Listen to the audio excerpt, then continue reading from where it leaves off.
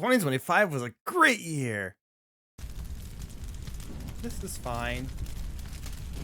Yeah, I don't think there's a single soul who has uttered those words. But if we ignore politics, inflation, and the general existential dread that comes upon being a human being on this earth, how's gaming been doing? In my opinion, gaming lately has been a bit of a mixed bag. You've got lots of highly anticipated sequels and new original IP, but personally, many of them felt like letdowns in some way. So much so that I spent most of last year playing retro games instead. And how's 2026 looking? Moo, I'm Coco the Confident Cow. And I'm Sirloin. And let's take one last look at 2025 and see what's going on with the game industry, and at the end we'll try to see how 2026 will end up. First up, the gaming industry right now is... Well, we can't talk about anything these days without mentioning AI, can we? One can't turn around without AI stalking you. AI is the new hotness, the latest and greatest technology that is supposed to make our lives easier, better, and more efficient. Well, does it? Short answer, no. Medium answer, no. Wait until you hear the long answer. But Coco, why do you hate artificial intelligence? It's the future.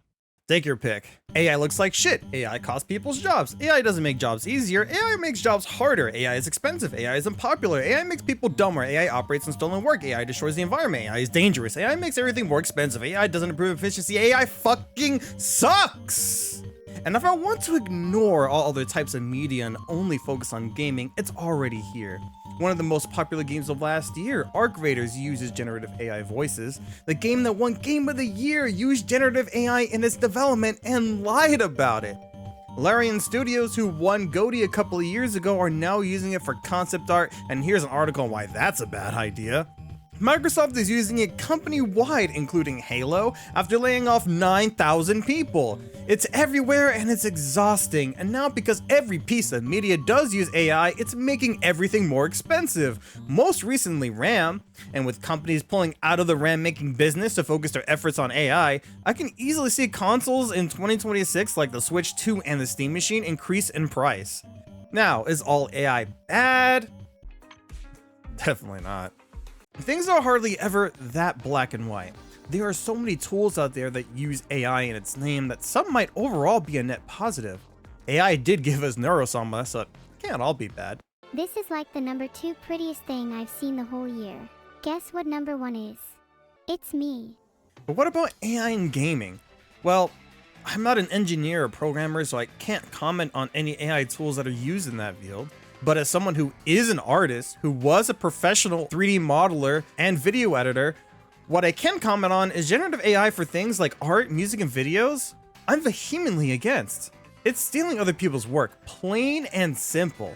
If you use someone else's art style, even in just the concept art, you're using someone else's work as the very foundation of your game, and they should be credited. See Bungie's Marathon, for which they did that very thing. What's further baffling is if using generative AI hardly improves efficiency, like the Larian devs themselves admit, then why even use it at all? Part of the problem is you have assholes like me who refuse to touch anything with AI usage, and so games like Arc Raiders or Expedition 33, who clearly have talented artists and developers and are otherwise really good games, are now getting negative feedback and controversy. And for what? To save a couple of bucks on hiring voice actors and concept artists? Come on. Alright, that's enough about AI. Let's talk about how gaming is. Let's take a look at the Game of the Year nominees to see what the industry thinks are the best of the best. Let's see, we have a game that used generative AI, a direct sequel with 2 in its name, a direct sequel with 2 in its name, a direct sequel with 2 in its name, and a direct sequel that doesn't have 2 in its name, and Donkey Kong. And it's not just the Game of the Year nominees either. And I know, sequels have always been a thing in gaming, going as far back as the arcades, but I keep thinking that these sequels aren't pushing the genre forward as much anymore. Half-Life 2, Halo 2, Metroid Prime 2, all came out the same year, and each of these pushed the genre forward in some way, or at the very least had extremely unique ideas to set it apart from its predecessors. And the sequels of 2025 aren't carbon copies of the originals, but they seem to progress only an inch, or in some ways, take a step back? Let's take a look at Silksong, a shitty Metroidvania! Okay, I don't think the game is actually shit, but it's got some serious problems, and I know I'm not alone in this. I have played many Metroidvanias and many Souls-likes, so playing Silksong felt like a huge step back for the genre. So many baffling decisions that just make the game really, really annoying to play. Why there's so many runbacks at their bosses? Why do tools cost shards and also are limited quality? Why do switching movesets remove all of your sockets? Why do enemies with rosaries not respond when basic enemies do? Why doesn't every enemy drop rosaries? Why do so many benches and bell stations cost rosaries? Why do basic enemies do 2 damage? Why does the environment do 2 damage? Why do bosses do 2 touch damage? Why is my reward for beating bosses so often literally nothing? Most of these problems are solved issues in other games. Elden Ring puts checkpoints outside of bosses, Metroid rewards boss fights with power-ups, Shantae gives health upgrades more regularly and consistently, 9 Souls enemies always reward you with currency. It feels like the devs are stuck 10 years in the past, and it sucks because I want to like the game. Silksong has gorgeous environments, beautiful music, and excellent characters which create an atmosphere unlike any other game I've played. I mean, just check this little guy out.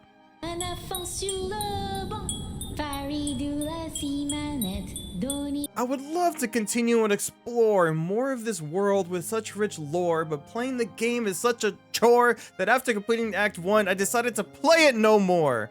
Man, indie games in general feel a bit stagnant recently. There's been an abundance of...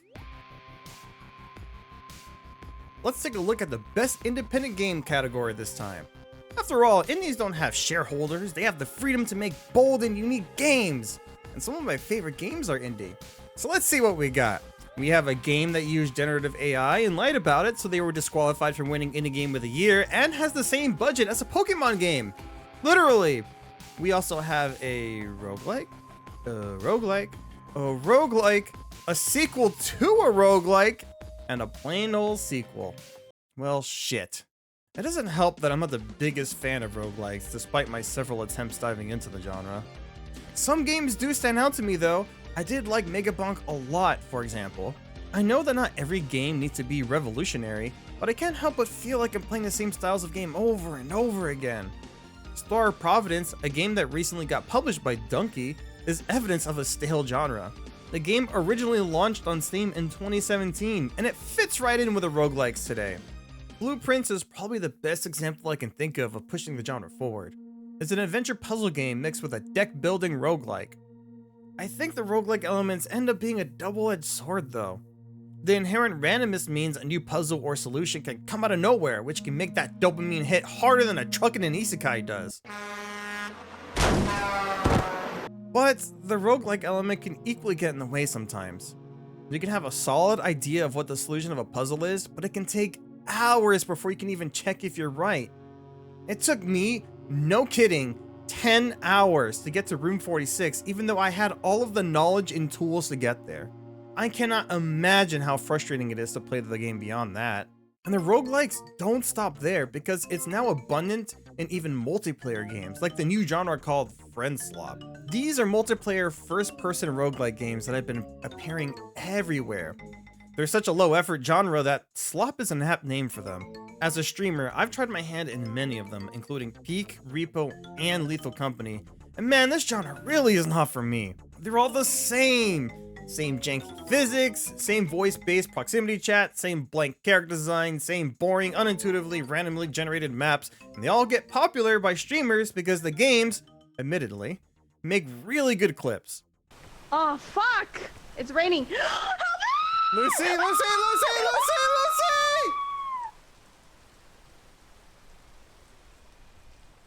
Alright chat, I'm now single, ladies! These games can have these really funny moments, but since you can easily die to one slip up, you often spend half the time watching your friends have fun without you.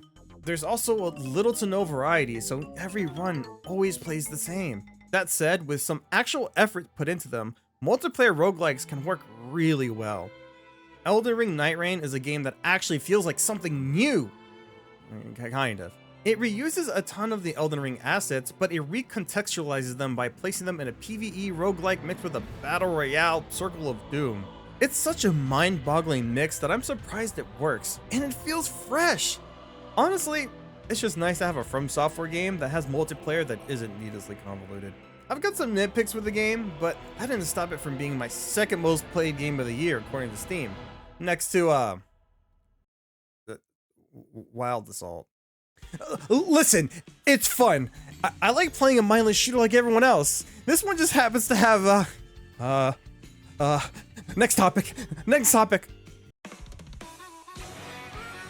That's right. After 8 years, we finally got ourselves a new Switch.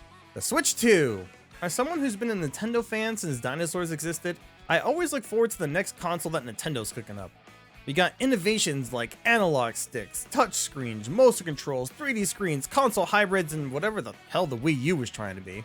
So what can the Switch 2 do?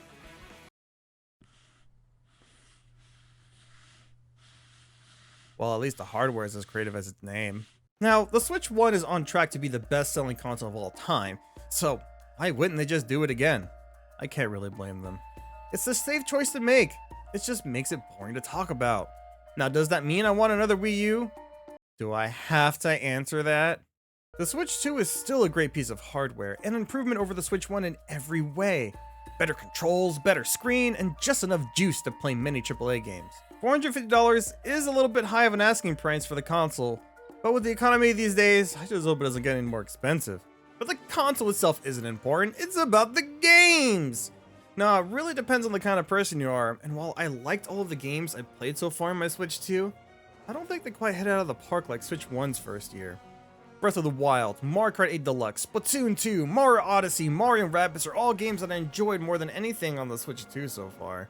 Let's take a look at the Nintendo staple, Pokemon. Pokemon games in the past 10 years often get a lot of hate, and yeah, most of it's warranted. Penny, come back! No! But I give credit when credit is due, and the past big 3 Pokemon games have been trying their best to push the games forward. I said trying. Arceus changed the way you catch Pokemon, Scarlet and Violet add a whole new open world to explore, and ZA changed the entire combat system. I think the new combat is very engaging, a great blend of traditional turn-based and real-time action. What about the rest of the game? There's more to Pokemon than just Pokemon? You have one city to explore, and each district looks the same? Listen, I understand development for these games are on a bit of a time crunch, but this is a spin-off! Spend some more time changing up the buildings at least! Quick, which district is this a screenshot of? Wrong! And the writing is so boring! I'm constantly skipping text and not missing a single thing that's important. I still like the game like the little Pokemon bitch that I am, but it sucks that I can hardly ever recommend them to anyone else because there's always major drawbacks. Alright, what's next?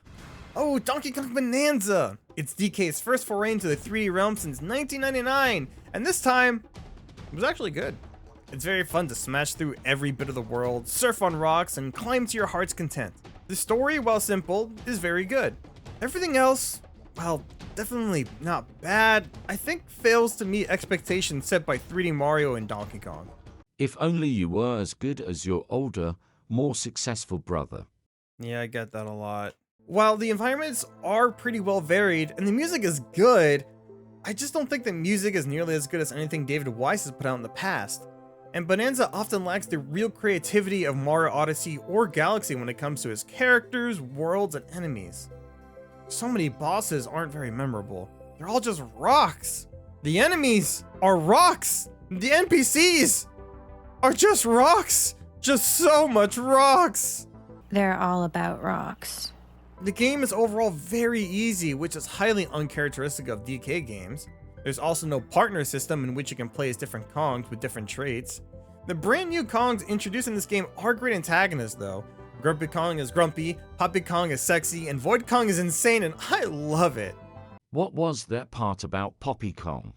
It's a shame to get undercut at the last possible second.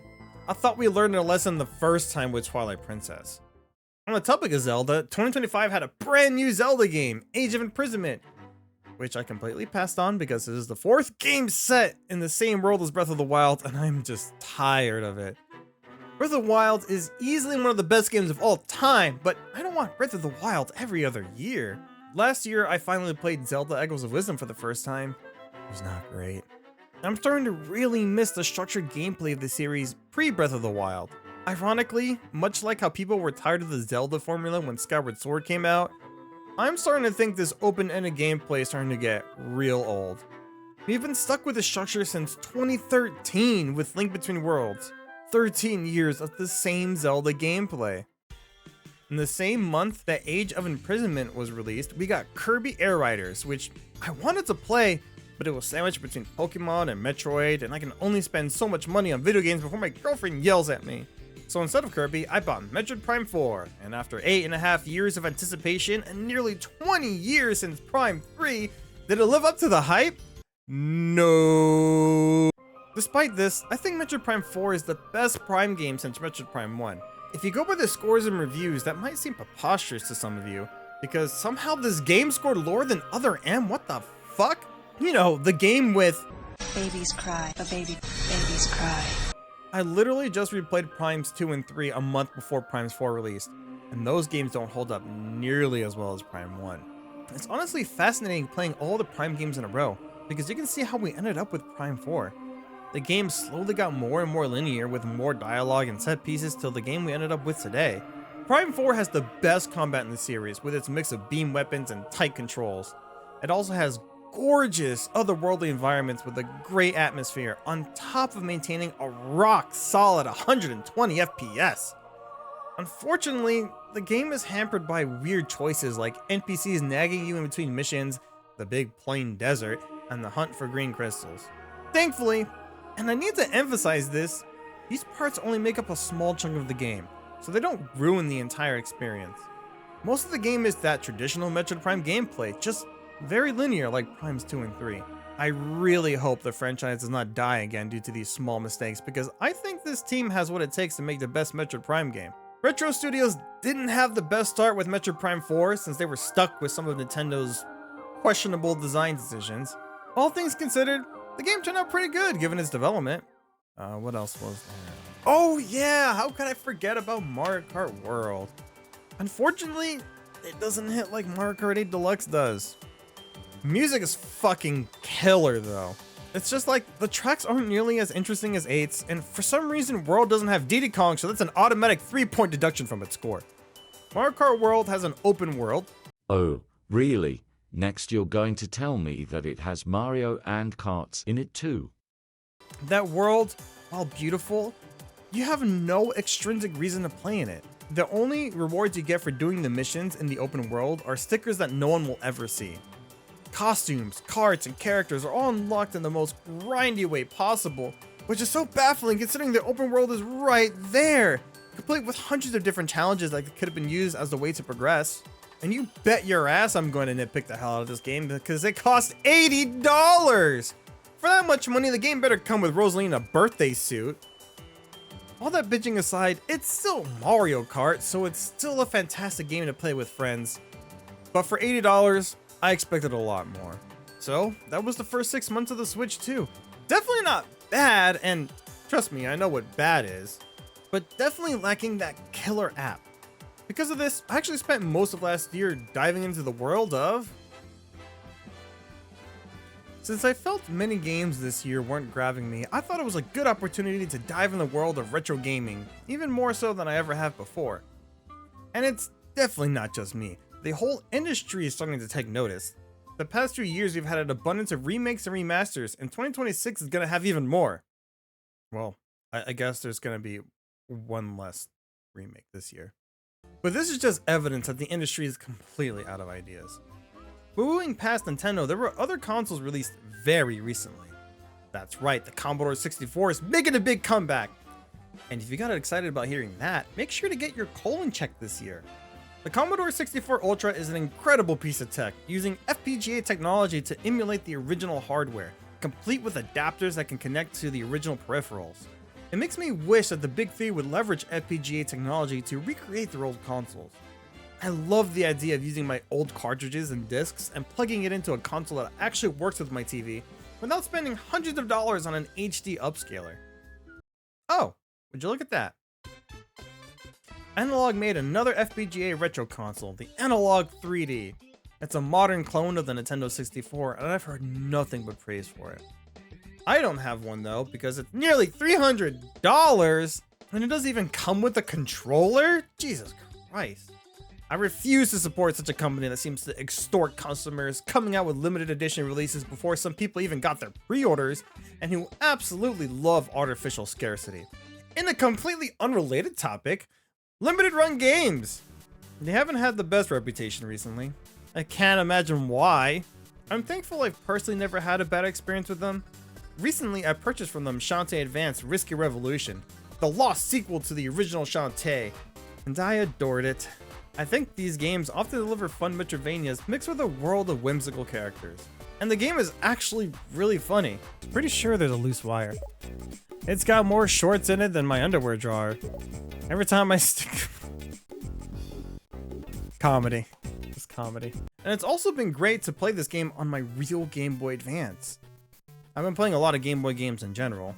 Modding Game Boys are very easy, and it's incredible how far modding these old consoles have come in just the past few years. From replacing screens, shell swaps, and adapters, the retro modding community is absolutely cracked. I'll also be bouncing around playing games on my Game Boy, Game Boy Advance, or my very own retro handheld. It's incredible what you can do with emulation on Android these days, especially with these retro handhelds. With some of the most recent releases like the Conquer Fit, Odin 3, and Retro Pocket 6, you could play almost anything on it. From emulating the classics, to more modern consoles, and even playing Steam games. It's not perfect, but it's incredible what you can play on these things.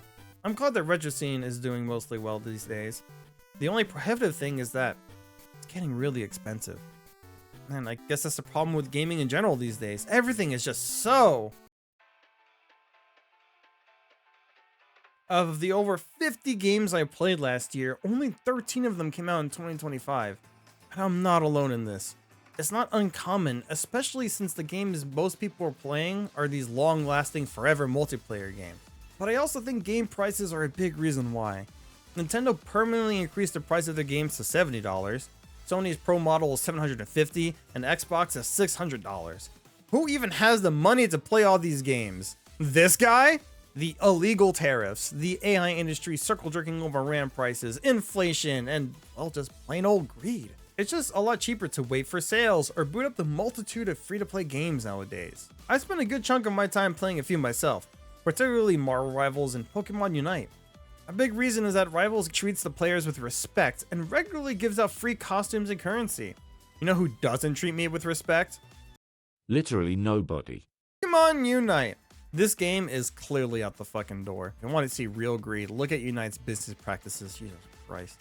There's so many free-to-play games out there, I can't possibly keep my pulse on all of them. I know Hoyoverse is still regularly dishing out the horny, and Fortnite continues to break absolute records. This economy, topped with the greed of game companies, means that most people aren't playing modern games, but instead are playing free-to-play games, cheaper indies, or retro gaming. Honestly, I fear for the... Let's make some predictions, shall we? First, let's take a look at the consoles, starting with PlayStation. Do you think the PS5 will get any games? No.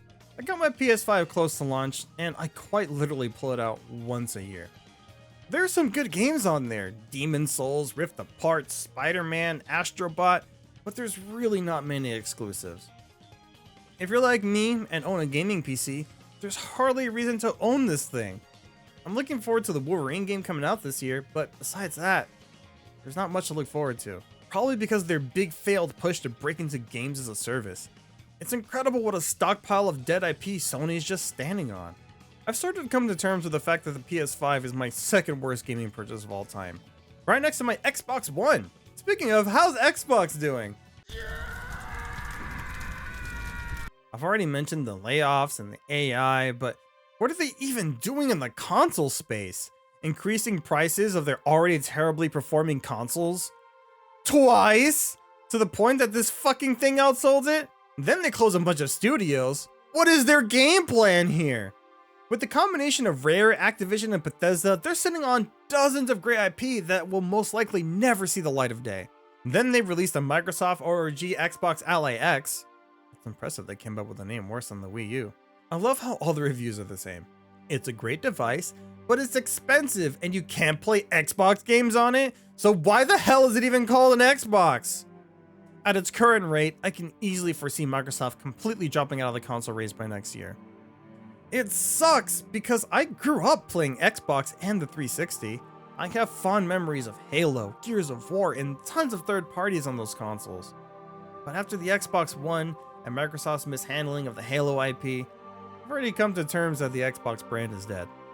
I'm just surprised it's still going. Well, maybe Valve can step into the ring with the Steam Machine. This thing looks awesome. A small gaming PC that's not on Windows? Where do I sign up? If this thing was affordable, I'd definitely buy one. It would be more of a side grade to my PC, but then I can have a dual streaming setup. But the big question is, will it be affordable? My prediction? $650 for the base version. For that price, it could be a real competitor for the console space. Think about it, a console that can play Xbox games and PlayStation games, all under the price of the PS5 Pro? It's real enticing.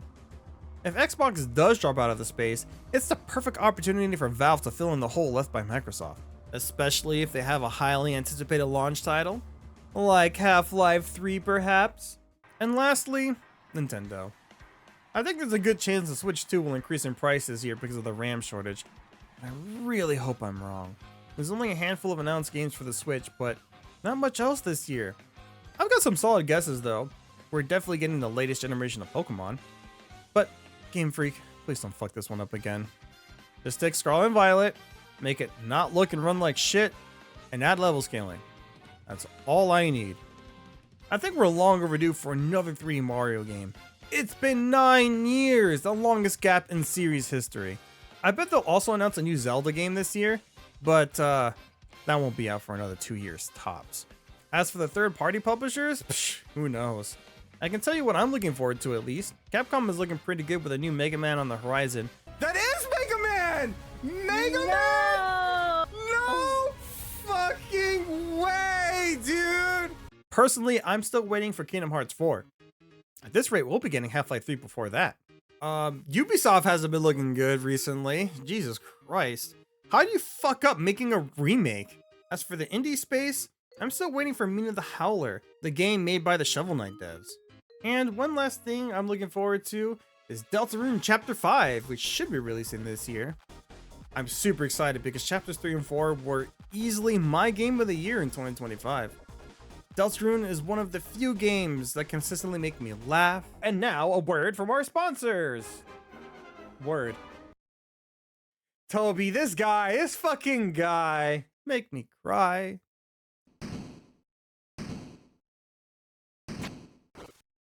And make me go, ah! And that's the current state of the game industry. What did you think of 2025? Maybe you liked it more than I did. Do you think 2026 will be a big year for gaming? Please comment below. Make sure to like and subscribe while you're down there, and you can catch me on all these social media sites. I'm also active on Twitch all of the time, so come say hello, and I'll see you next time, cattle. Bye-bye.